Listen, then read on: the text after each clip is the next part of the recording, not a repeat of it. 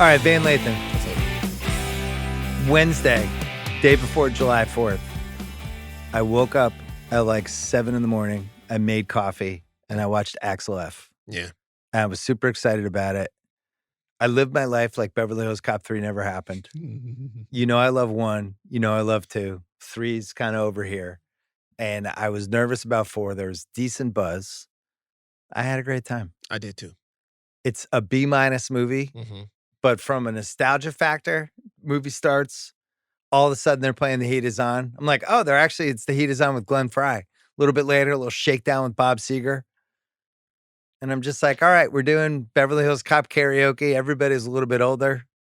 He's going to have to go from Detroit to Beverly Hills again. Mm-hmm. We're going to run into some of our old friends. There's going to be a couple action scenes. I'm here. Yeah. Thank you. Yeah.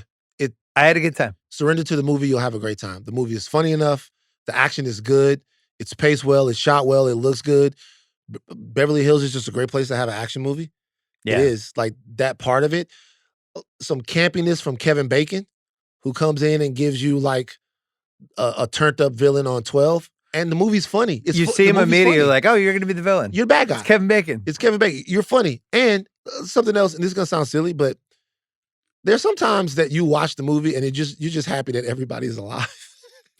Like Taggart. like you see Like, Taggart. oh, that's actually Taggart. Like, I did not think Taggart was going to be in this movie. I was sure Taggart had gone on in. But not only is he's still Taggart. Rosewood is still Rosewood. They put some new characters in there, gave us some backstory, some backstory. Paul Reiser's back. Paul Reiser's back. The whole 9. It's good. And I'll say this. Another reason why I enjoyed the movie. Man, Eddie Murphy, 1984, cannot be recaptured, even by Eddie Murphy. No one has done that. It's never since. happening again in my lifetime. No one's done that Eddie since. Murphy from 81 to 85 is never happening again. I actually thought at one point that Chris Tucker might be able to get to a point where he could do it. He's just missing one gear as a performer. I'm going to leave. You didn't really just say that, did you? I did. And let me tell you something real quick. What the fuck? Let me make this case. What are you doing? Let me make this case real quick. It's not because of Rush Hour. It's because of Money Talks. Have you seen Money Talks? Of course I've seen Money Talks. Okay, well, if you've seen Money Talks, Eddie was on SNL when he was 19. I understand He immediately became the best guy in the cast. I get it. But when you see Money Talks, what you see from Chris Tucker is a physical, magnetic, every scene type of comedic star. Yeah. That's what you see from him. And I thought, you know what? Maybe one day he could have that same thing. Eddie just has an extra gear of charisma and craftsmanship that a lot of these other guys didn't have. And my point is, you can still see it in him. And I hadn't seen it in him, honestly, in a while. And in this movie, you can still see it in him. There's been a couple glimpses of it, because he did the comedians in cars getting coffee, which... You know, he's receded back. I think I've written about this before, but he was so famous at such a young age.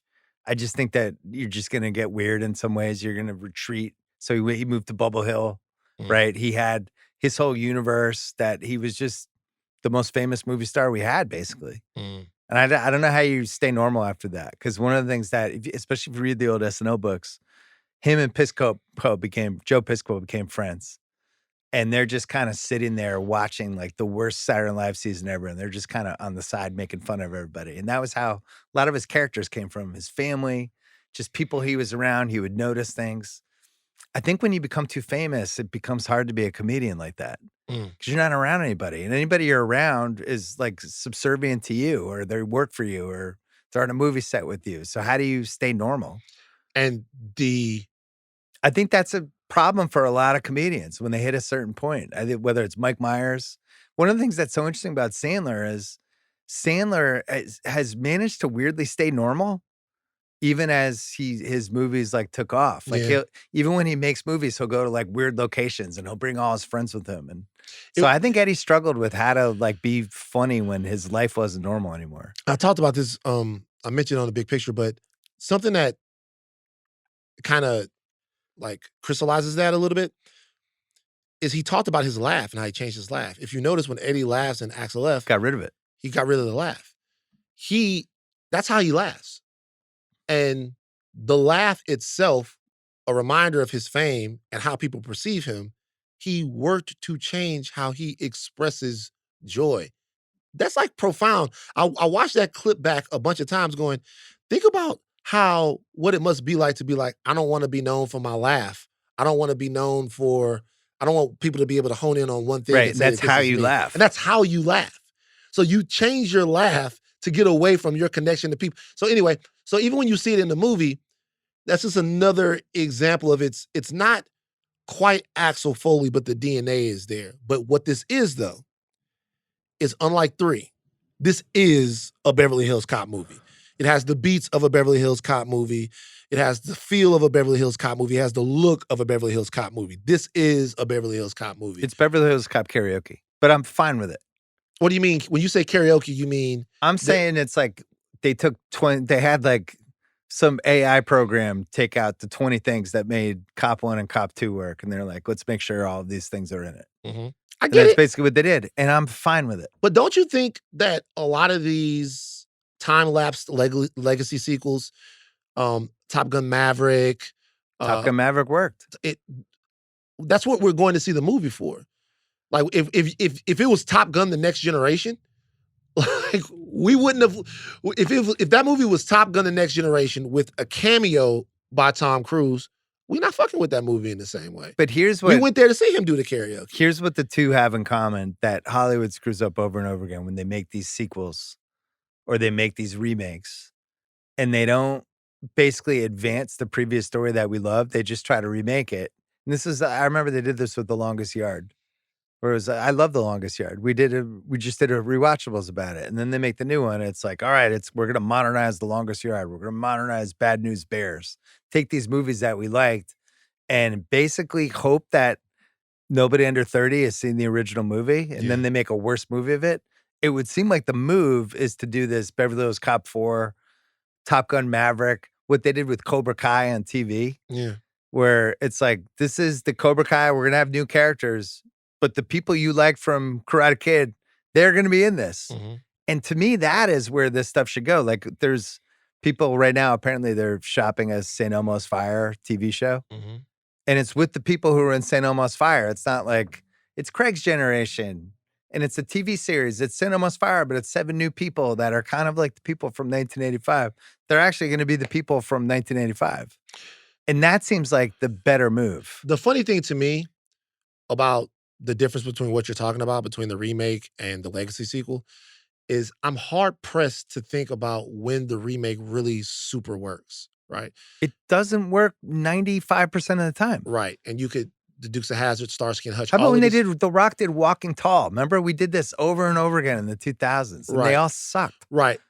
I honestly think Death Wish with Bruce Willis. Did we need that? I honestly think a more compelling question is always, well, what are these characters doing now? Like, what happened to Daniel? I completely agree. Where's Daniel at? Like, what happened to Daniel? What happened to Daniel? How about Breakfast Club 40-year high school reunion? what It's like, happened to him? okay, hey, there's Judd Nelson. Yeah, like, where are these people at now? And to serve that, Axel F works. Like, what's Axel Foley up to?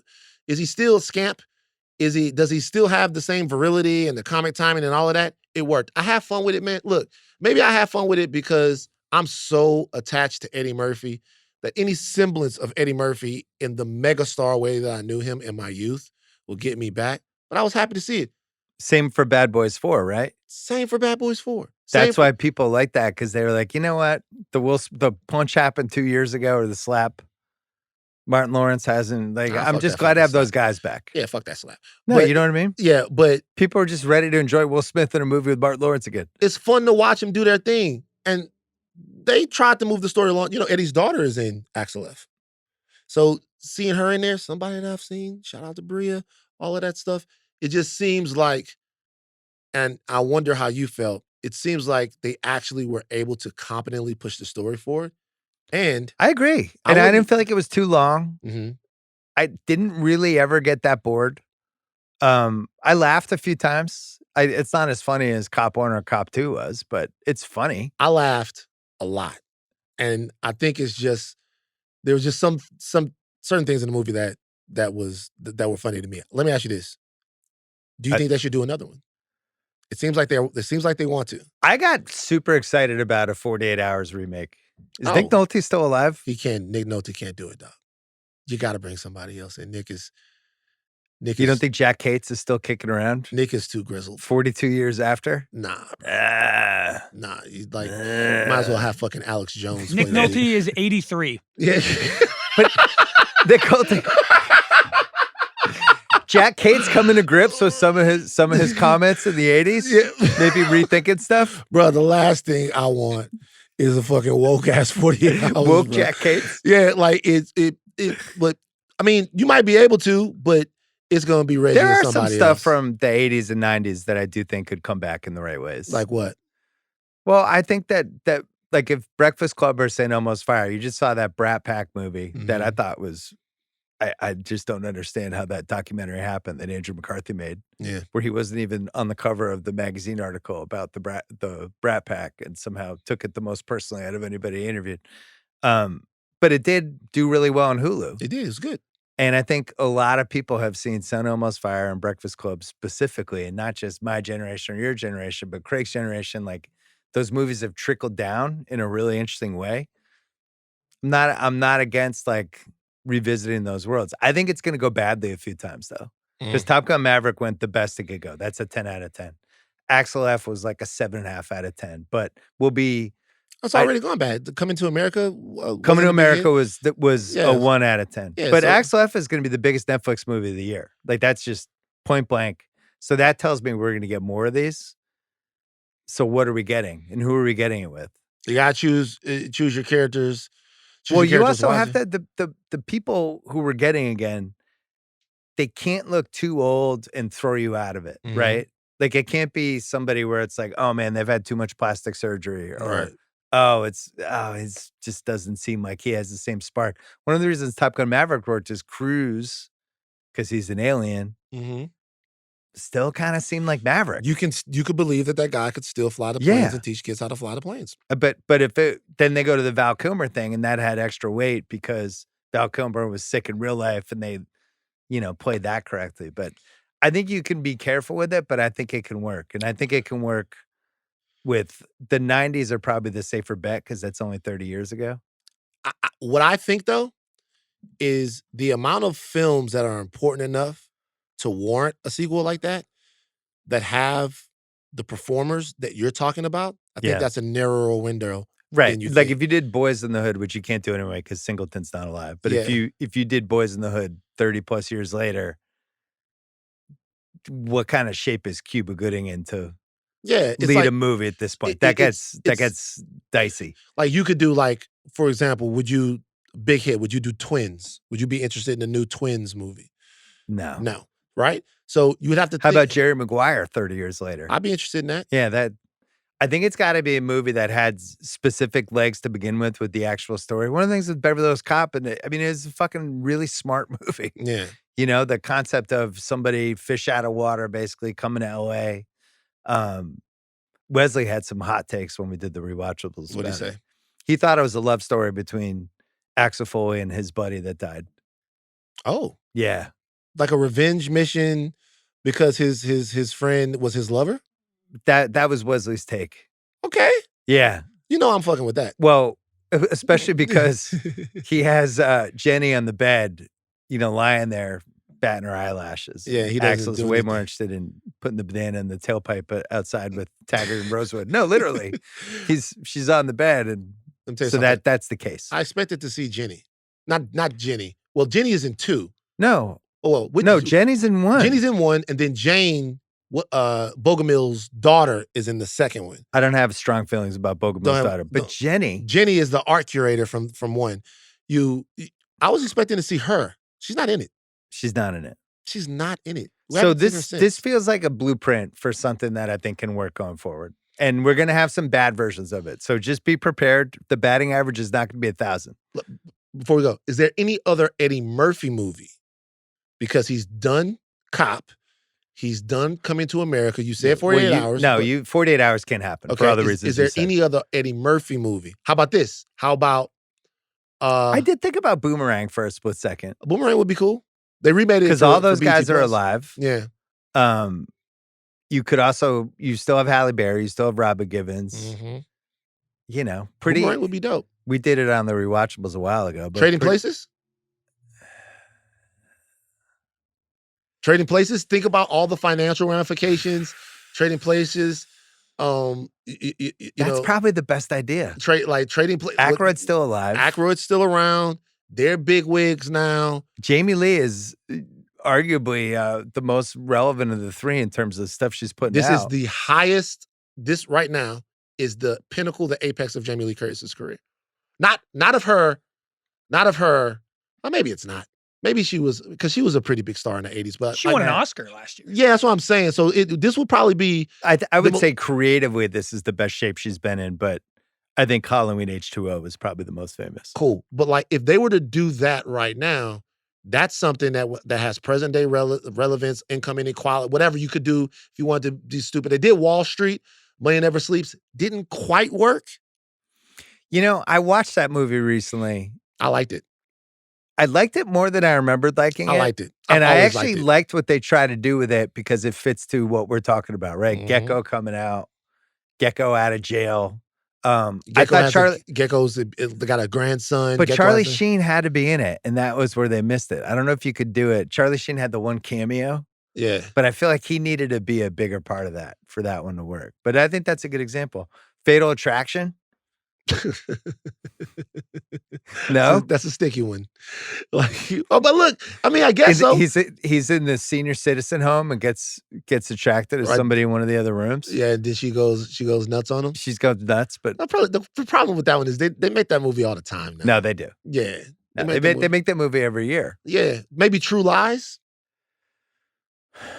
Maybe True Lies. Arnold. Look, Rocky has his, which was essentially Creed, right? Rocky has his. Rocky's done his. I guess you could say Arnold had his with the Terminator movies, but there gotta be a couple of those Arnold movies in there that you could spin back and. If we're going 90s though, like Rounders is the one that's been discussed forever because that was before the poker boom, and now that's the one I can't believe has an app knit. I also would be there for Good Will Hunting. I would be there for Good Will Hunting. What is Will Hunting doing now? Yeah, Will Hunting teaching or doing something or dealing with whatever, that will be a good one. Will Hunting is dealing with how dangerous AI is.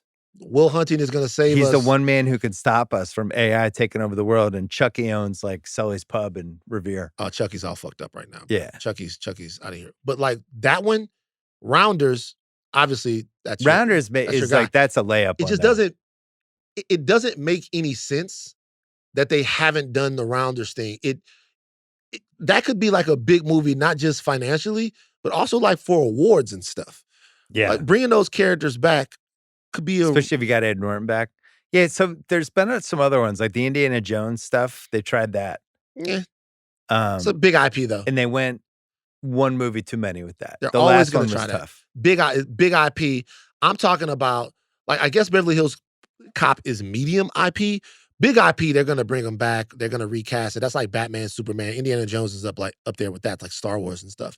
Yeah, but the one-off movies are more fun to think about. They're definitely I mean, basically, you start with any movie that was good enough to have a sequel in the moment is a movie you should think about. Should we reboot? Yeah. Should we see, not even reboot, but should we see where the characters are now? Like what movie came out and had a one-off, or maybe even two of them, that now you're wondering like where these guys are.